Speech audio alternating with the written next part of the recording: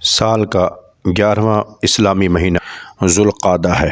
یہ پہلا مہینہ ہے جس میں جنگ و قتال حرام ہے۔ اس کی وجہ تسمیہ یہ ہے کہ یہ قعود سے ماخوذ ہے جس کے معنی بیٹھنے کے ہیں، اور اس مہینے میں بھی عرب لوگ جنگ و قتال سے بیٹھ جاتے تھے، یعنی جنگ سے باز رہتے تھے، اس لیے اس کا نام ذوالقعدہ رکھا گیا۔ ذوالقعدہ کا مہینہ وہ بزرگ مہینہ ہے جس کو حرمت کا مہینہ فرمایا گیا۔ اللہ تبارک و تعالی نے ارشاد فرمایا منہا اربعۃ حرم، یعنی 12 مہینوں میں 4 مہینے حرمت والے ہیں۔ ان میں سے پہلا حرمت والا مہینہ ذوالقعدہ ہے۔ اس میں اور بھی واقعات ہوئے۔ ذوالقعدہ کی پہلی تاریخ کو اللہ تعالیٰ نے سیدنا حضرت موسیٰ علیہ نبینا و علیہ الصلوۃ والسلام کو کتاب دینے کے لیے 30 راتوں کا وعدہ فرمایا۔ ارشاد باری تعالیٰ ہے وَوَعَدْنَا مُوسَىٰ 30 لَيْلَةً وَأَتْمَمْنَاهَا، ارشاد باری تعالیٰ ہے اور ہم نے موسیٰ علیہ الصلوۃ والسلام سے 30 راتوں کا وعدہ فرمایا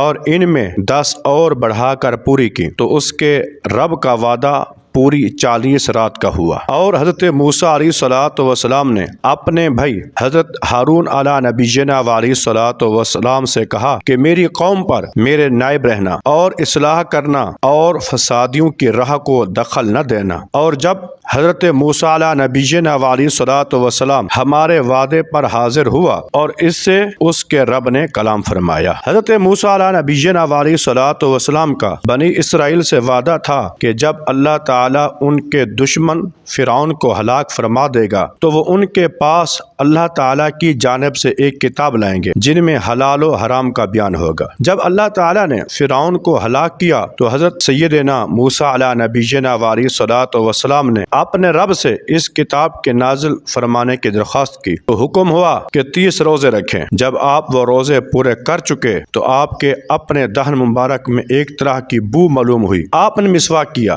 ملائکہ نے عرض کیا کہ ہمیں آپ کے دہن مبارک سے بڑی محبوب خوشبو آیا کرتی تھی۔ آپ نے مسواک کر کے اس کو ختم کر دیا۔ اللہ تعالی نے فرمایا کہ ماہ ذوالحجہ میں 10 روزے اور رکھیں، اور فرمایا کہ اے موسیٰ علیہ نبینا و علیہ الصلوۃ والسلام، کیا تمہیں معلوم نہیں کہ روزے دار کے منہ کی خوشبو میرے نزدیک خوشبو مشک سے زیادہ اطیب اچھی ہے۔ خلاصہ یہ ہے کہ حضرت سیدنا موسیٰ علیہ نبینا و علیہ الصلوۃ والسلام کلام سننے کے لیے حاضر ہوئے تو آپ نے طہارت کی اور پاکیزہ لباس پہنا اور روزہ رکھ کر طور سینا میں حاضر ہوئے۔ اللہ تعالیٰ نے ایک بادل نازل فرمایا، اس نے پہاڑ کو ہر طرف سے بقدر 4 فرسنگ ڈھانک لیا۔ شیاطین اور زمین کے جانور اور آپ حتیٰ کہ رہنے والے فرشتے تک وہاں سے علیحدہ کر دیے گئے، اور آپ کے لیے آسمان کھول دیا گیا۔ تو آپ نے ملائکہ کو ملاحظہ فرمایا کہ وہ ہوا میں کھڑے ہیں، اور آپ نے عرش الہی کو صاف دیکھا، یہاں تک کہ لوحوں پر کلموں کی آوازیں سنی، اور اللہ تبارک و تعالی نے آپ سے کلام فرمایا۔ آپ نے اس کی بارگاہ میں معروضات پیش کی، اس نے اپنا کلام کریم سنا کر نوازا۔ حضرت جبریل علیہ الصلوۃ والسلام آپ کے ساتھ تھے، لیکن جو اللہ تعالیٰ نے سیدنا موسیٰ علیہ نبینا و علیہ الصلوۃ والسلام سے فرمایا وہ انہوں نے کچھ نہ سنا۔ پھر اللہ تعالیٰ نے حضرت موسیٰ علیہ الصلوۃ والسلام کو تورات دے کر فرمایا اے موسیٰ علیہ السلام، میں تجھے لوگوں سے چن لیا، اپنی رسالتوں اور اپنے کلام سے تو لے جو میں نے تجھے عطا فرمایا، اور شکر والوں میں ہو، اور ہم نے اس کے لیے تختیوں میں لکھ دی ہر چیز کی نصیحت اور ہر چیز کی تفصیل، اور فرمایا اے موسیٰ علیہ الصلوۃ والسلام، اسے مضبوطی سے لے اور اپنی قوم کو حکم دے کہ اس کی اچھی باتیں اختیار کریں، ان قریب میں تمہیں دکھاؤں گا بے حکموں کا گھر۔ اور اس مہینہ ذوالقعدہ کی 5ویں تاریخ کو حضرت سیدنا ابراہیم خلیل اللہ علیہ نبینا و علیہ الصلوۃ والسلام اور سیدنا اسماعیل ذبیح اللہ علیہ الصلوۃ والسلام نے بیت اللہ شریف کی بنیاد رکھی۔ اللہ تعالیٰ فرماتا ہے اور جب اٹھاتا تھا ابراہیم علیہ نبینا و علیہ الصلوۃ والسلام اس گھر کی نیویں، اور اسماعیل علیہ الصلوۃ والسلام یہ کہتے ہوئے اے رب ہم سے قبول فرما لے، بے شک تو ہی سنتا جانتا تیرے حضور گردن رکھنے والا، اور ہماری اولاد میں سے ایک امت تیری فرما بردار اور ہماری عبادت کے قاعدے بتا، اور ہم پر اپنی رحمت کے ساتھ رجوع فرما، بے شک تو ہی ہے بہت توبہ قبول کرنے والا مہربان۔ پہلی مرتبہ کعبہ معظمہ کی بنیاد حضرت سیدنا آدم علیہ نبینا و علیہ الصلاۃ والسلام نے رکھی، اور بعد طوفان نوح پھر حضرت سیدنا ابراہیم علیہ الصلاۃ والسلام نے اسی بنیاد پر تعمیر فرمائی۔ یہ تعمیر آپ کے دست اقدس سے ہوئی، اور اس کے لیے پتھر اٹھا کر لانے کی خدمت اور سعادت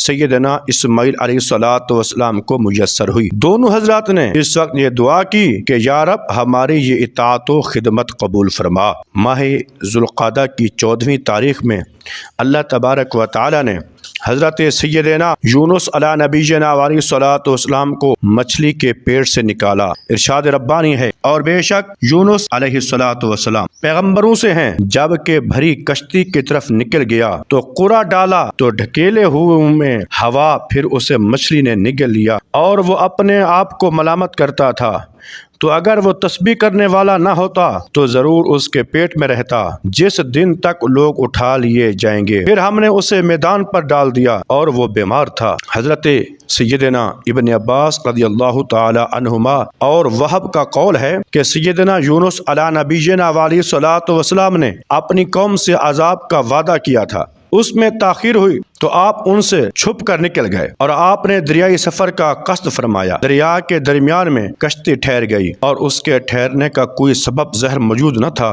ملاحوں نے کہا کہ اس کشتی میں اپنے مولا سے بھاگا ہوا کوئی غلام ہے، کوڑا ڈالنے سے زہر ہو جائے گا۔ کوڑا ڈالا گیا تو آپ ہی کا نام نکلا، تو آپ نے فرمایا کہ میں ہی وہ غلام ہوں، تو آپ کو پانی میں ڈال دیا گیا، کیونکہ اس وقت کا دستور یہی تھا کہ جب تک بھاگا ہوا غلام دریا میں غرق نہ کر دیا جائے اس وقت تک کشتی چلتی نہ تھی۔ بحکم الہی مچھلی نے آپ کو نگل لیا۔ آپ مچھلی کے پیٹ میں 1 دن یا 3 دن یا 7 دن یا 40 دن رہے۔ آپ نے ذکر الہی کی کثرت کی، اور مچھلی کے پیٹ میں لا الہ الا انت سبحانک انی کنت من الظالمین پڑھنا شروع کر دیا، تو اللہ تعالیٰ نے مچھلی کو حکم دیا تو اس نے سیدنا حضرت یونس علیہ السلام کو دریا کے کنارے ڈال دیا۔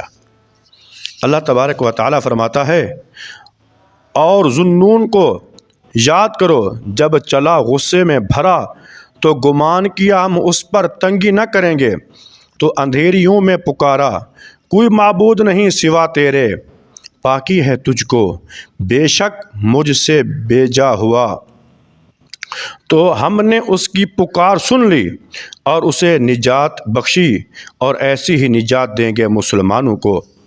مچھلی کے پیٹ میں رہنے کے باعث آپ ایسے ضعیف اور نازک ہو گئے تھے جیسا کہ بچہ پیدائش کے وقت ہوتا ہے۔ جسم کی کھال نرم ہو گئی تھی، بدن پر کوئی بال باقی نہ رہ گیا تھا، تو اللہ تعالیٰ نے کدو کا درخت اگا دیا۔ سبحان اللہ، سبحان اللہ۔ تو اللہ تعالیٰ نے کدو کا درخت اگا دیا جو آپ پر سایہ کرتا تھا اور مکھیوں سے محفوظ رکھتا تھا، اور بحکم الہی روزانہ ایک بکری آتی اور اپنا تھن حضرت کے منہ مبارک میں دے کر آپ کو صبح و شام دودھ پلا جاتی، یہاں تک کہ جسم مبارک کی جلد شریف یعنی کھال مضبوط ہو گئی اور اپنے موقع سے بال جمے اور جسم مبارک میں توانائی آئی۔ اللہ تعالیٰ ارشاد فرماتا ہے، یعنی ہم نے اس پر کدو کا درخت اگا دیا، اور یہ کہ کدو کا درخت آپ پر ذوالقعدہ کی 17ویں تاریخ کو اگایا گیا تھا۔